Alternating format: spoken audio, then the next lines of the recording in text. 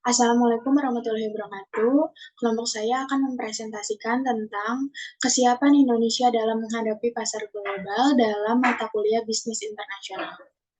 Kelompok saya beranggotakan Anastasia Arzaja Siregar, Anissa Dwi Handayani, Ratu Renata Taresya Harmen, dan Zafira Nurul Zahra Salsabila. Perkenalkan, nama saya Zafira Nurul Zahra Salsabila dengan NIM 64191960. Di sini saya akan menjelaskan tentang latar belakang. Di abad ke-21, bangsa Indonesia memasuki era globalisasi, suatu keadaan di mana interaksi antar bangsa semakin menunjukkan saling ketergantungan dan terbuka. Globalisasi perekonomian merupakan suatu proses kegiatan ekonomi dan perdagangan, di mana negara-negara di seluruh dunia menjadi satu kekuatan. Pasar yang semakin integrasi dengan tanpa rintangan batas teritorial negara. Gejala globalisasi terjadi dalam kegiatan finansial, produksi, investasi, dan perdagangan yang kemudian mempengaruhi tata hubungan ekonomi antar bangsa.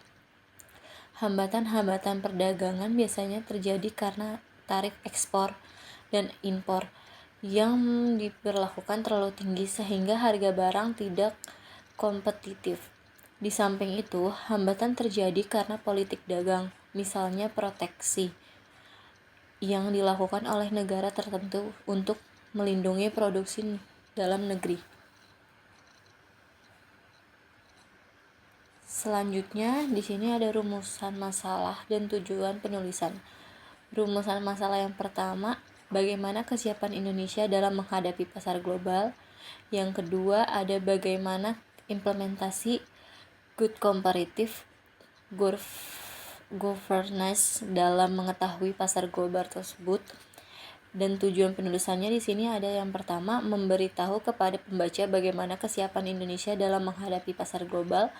Yang kedua, memberitahu kepada pembaca bagaimana implementasi good comparative governance dalam mengetahui pasar global tersebut. Selanjutnya, ada pembahasan tentang pasar global. Pasar global adalah sebuah pasar yang transaksi antara penjual dan pembeli melingkupi cangkupan dunia, dari satu negara ke negara lain. Kemunculan pasar global dilatar belakangi oleh negara yang memiliki sumber daya alam terbatas. Setidaknya ada 4 faktor terjadinya pemasaran global, yakni perbaikan komunikasi dan transportasi, teknologi, perjanjian ekonomi regional, serta perkembangan ekonomi dunia. Munculnya pasar global karena suatu negara yang ingin memenuhi kebutuhan para warganya. Saya Ratu Renata Tarisya Harmen akan melanjutkan presentasi kelompok kami. Yang tadi pertama udah pengertian pasar global itu apa, dan sekarang yang kedua ada ciri-ciri dari pasar global. Ciri-cirinya ada calon pembeli dan penjual yang pastinya, dan terdapat produk yang akan diperjualbelikan, lalu adanya permintaan dan penawaran dari calon pembeli dan penjual, lalu adanya interaksi antara penjual dan pembeli. Terus yang ketiga ada manfaat pasar global. Yang pertama manfaatnya itu semakin banyak mendapatkan konsumen. Yang kedua ada keuntungan yang berlipat. Lalu yang ketiga ada jalur distribusi yang lebih luas. Dan keempat ada eksistensi perusahaan yang semakin naik tentunya. Kita lanjut ke slide selanjutnya. Yang keempat ada resiko pasar global. Resikonya di sini ada regulasi, ada resiko pajak, ada resiko bahasa karena antar negara, ada resiko biayanya juga, dan ada prosesnya yang mungkin lama. Lalu yang kelima ada strategi pasar global. Yang pertama, strateginya itu harus periksa alur kasnya. Dan yang kedua ada mengetahui peluang pasarnya itu gimana. Dan yang ketiga ada bikin strategi yang jitu, yang mantep. Terus yang keempat rencanakan pemasaran yang pastinya harus efektif dan efisien. Kita lanjut ke slide selanjutnya. Di sini ada kita yang ke B, kesiapan Indonesia dalam menghadapi pasar global. Jadi, implementasi Kesepakatan Masyarakat Ekonomi ASEAN atau MEA 2015 sudah di depan mata. Namun masih banyak hal yang perlu dipersiapkan Indonesia. Indonesia menjadi daya tarik dan menjadi salah satu aktor penting yang berperan dalam berlakuan AFTA. Sebagai salah satu negara anggota ASEAN yang memiliki pasar yang luas, tentunya posisi Indonesia sangat strategis bagi produsen karena proporsi penduduk Indonesia jauh lebih banyak dibanding negara-negara anggota ASEAN, sehingga Indonesia menjadi target produsen dalam memasarkan barangnya.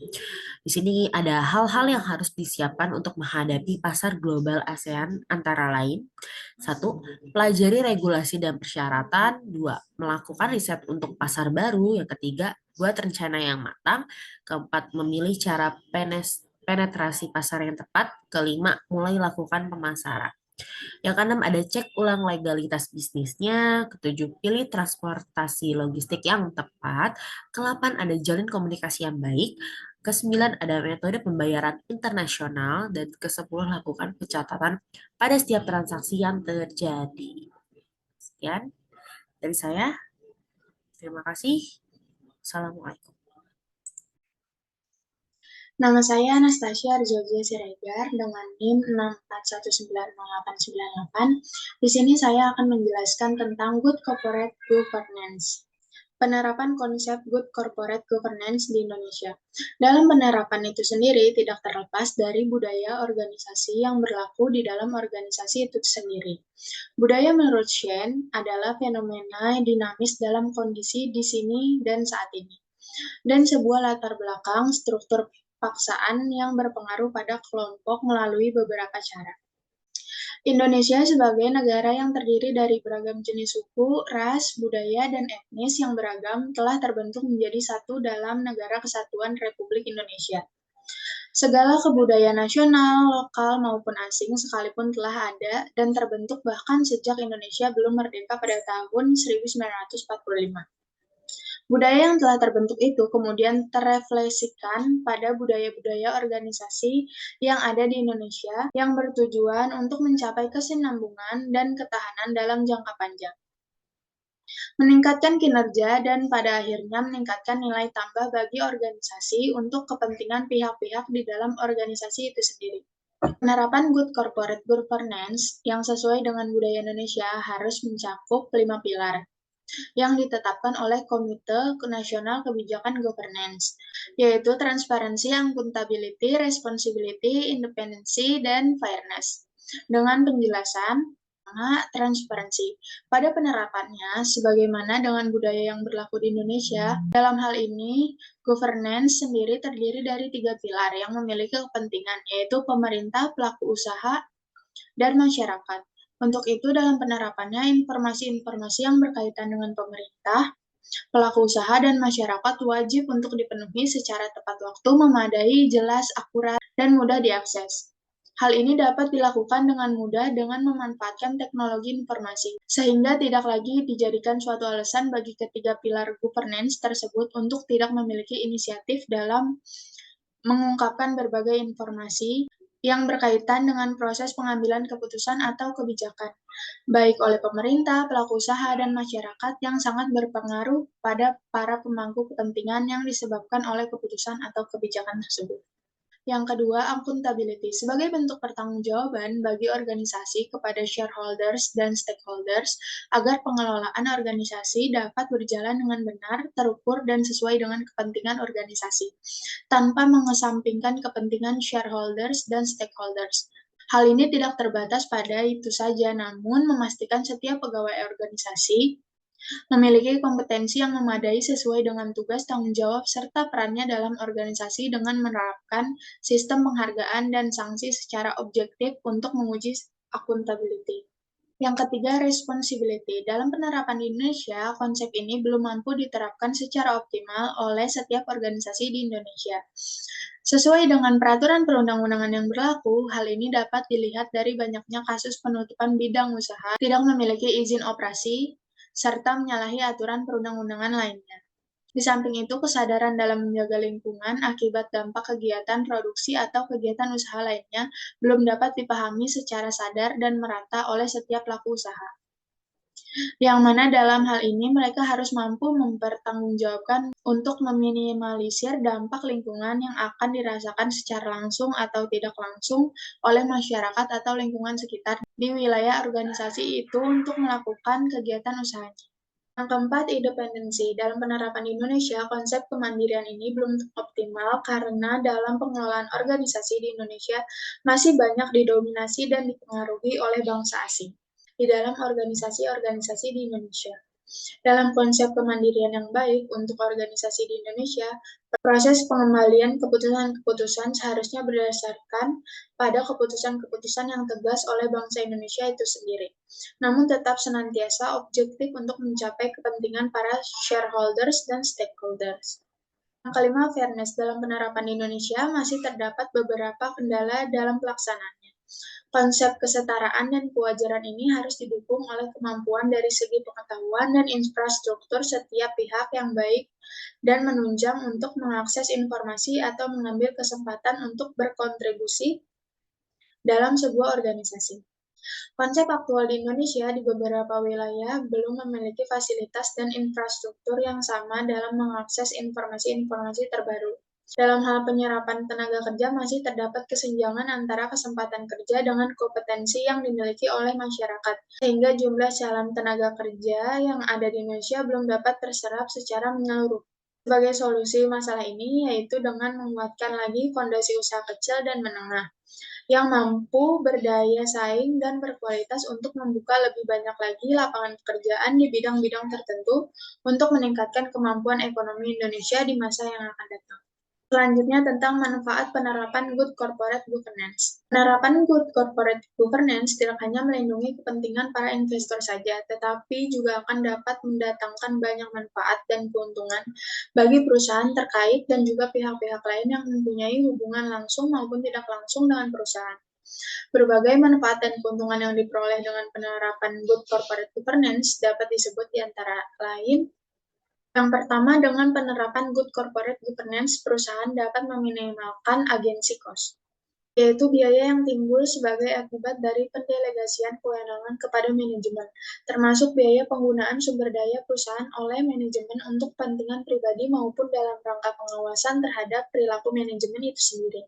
Yang kedua, perusahaan dapat meminimalkan cost of capital, yaitu biaya modal yang harus ditanggung bila perusahaan mengajukan pinjaman kepada kreditur. Hal ini sebagai dampak dari pengelolaan perusahaan secara baik dan sehat, yang pada gilirannya menciptakan suatu referensi yang positif bagi para kreditur. Yang ketiga, dengan Good Corporate Governance, proses pengambilan keputusan akan berlangsung secara lebih baik sehingga akan menghasilkan keputusan yang optimal, dapat meningkatkan efisiensi, serta terciptanya budaya kerja yang lebih sehat. Ketiga hal ini jelas akan sangat berpengaruh positif terhadap kinerja perusahaan, sehingga kinerja perusahaan akan mengalami peningkatan.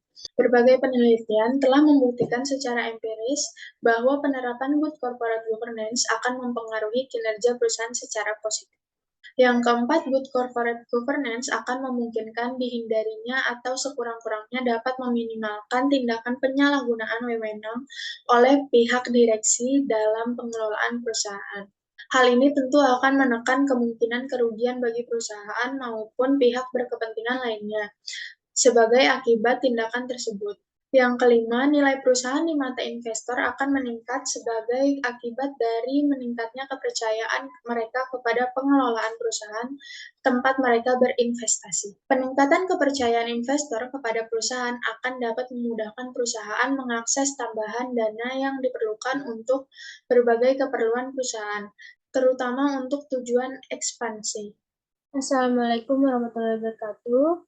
Perkenalkan, nama saya Nisa Dwihandayani dengan NIM 64190642. Di sini saya akan melanjutkan presentasi dari teman saya, yaitu poin 2, manfaat penerapan Good Corporate Governance. Nomor 6, bagi para pemegang saham dengan peningkatan kinerja sebagaimana disebut pada poin 1, dengan sendirinya juga akan menaikkan nilai saham mereka dan juga dinilai dividen yang akan mereka diterima.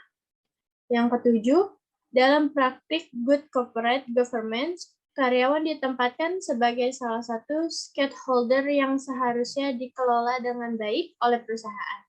maka motivasi dan kepuasan kerja karyawan juga diperkirakan akan meningkat. Yang kedelapan, dengan baiknya pelaksanaan corporate governance, maka tingkat kepercayaan para stakeholder kepada perusahaan akan meningkat, sehingga citra positif perusahaan akan naik. Yang kesembilan, penerapan corporate governance yang konsisten juga akan meningkatkan kualitas laporan keuangan perusahaan. Selanjutnya, di sini saya akan membacakan bab 3. Yang pertama kesimpulannya. Jadi kesimpulannya, pengaruh dari berjalannya masyarakat ekonomi ASEAN bagi Indonesia tidak dapat dihindari. Liberasi perdagangan jasa merupakan bagian penting yang diperhatikan dalam cetak biru MEA.